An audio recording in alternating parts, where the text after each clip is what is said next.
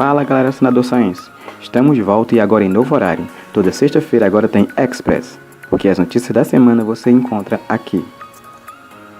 Aconteceu nesta quarta-feira, na praça de evento da cidade, o projeto Criança Feliz. Idealizado por Júnior Aguiar e Vera Gualberto, o evento já está na sua sexta edição e conta com o apoio de amigos e voluntários para deixar o Dia das Crianças cada vez mais feliz.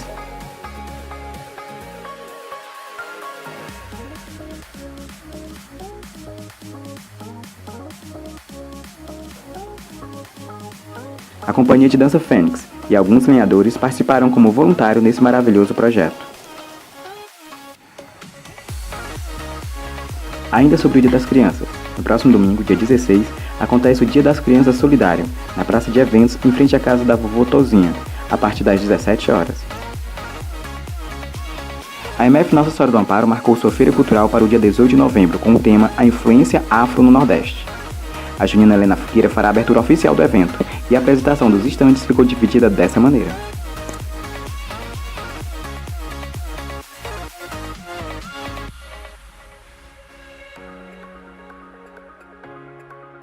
A Junina Helena Figueira, além de fazer a abertura da Feira Cultural da escola, se prepara para seu encerramento da temporada, onde vai premiar os melhores dos melhores 2016 nas seguintes categorias.